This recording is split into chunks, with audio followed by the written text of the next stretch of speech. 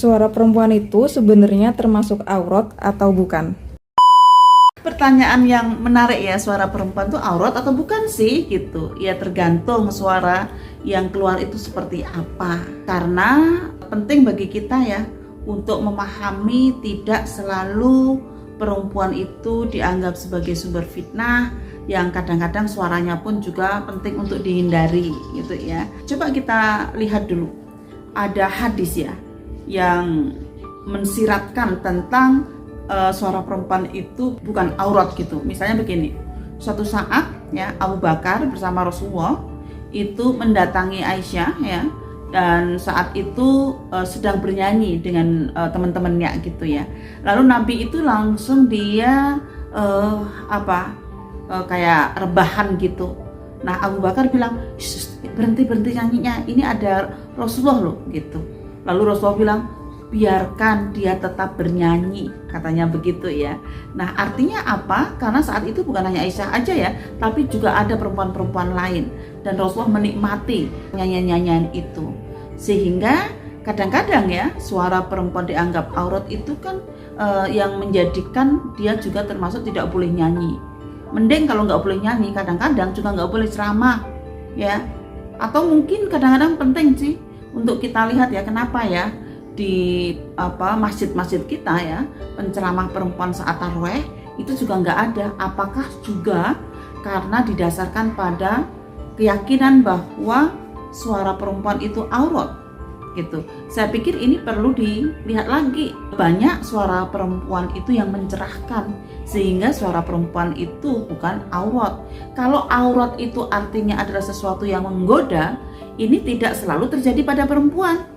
Bisa jadi loh suara laki-laki itu ya juga sebagai suara aurat gitu, ketika dia memang menggoda, yang membuat sesuatu jadi nggak benar ya.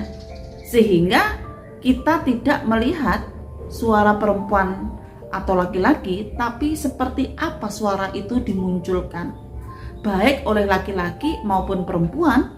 Itu bisa membawa manfaat, tapi juga bisa membawa mudarat. Ada hadis ya yang menceritakan bahwa Umar bin Khattab, beliau itu masuk Islam itu juga karena mendengar suara lantunan Al-Quran yang sangat menenangkan hati, sehingga dia terpanggil untuk kemudian ingin mempelajari dan masuk Islam.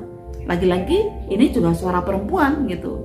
Artinya banyak ya sejarah membuktikan bahwa perempuan itu juga bisa menggunakan suaranya untuk melakukan pencerahan. Karena itu jangan gunakan ya keyakinan bahwa perempuan itu suaranya aurat yang kemudian berdampak kepada pembatasan hak-hak perempuan untuk melakukan aktivitasnya, untuk mengimplementasikan fungsinya sebagai khalifatu fil ard, untuk membatasi aktivitasnya untuk beramal soleh.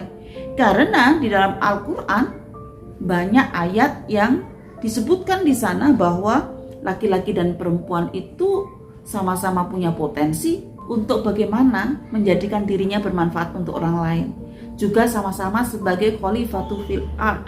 An-Nahl 97 misalnya juga sama-sama didorong untuk beramal soleh. Tidak hanya laki-laki aja untuk didorong menjadi pemimpin, menjadi orang yang banyak amal soleh, dan juga menjadi orang yang selalu meningkatkan kualitas jati dirinya. Karena itu yuk kita semuanya mengubah cara berpikir kita dari keyakinan suara perempuan itu aurat menjadi suara perempuan itu jika mencerahkan bukan aurat.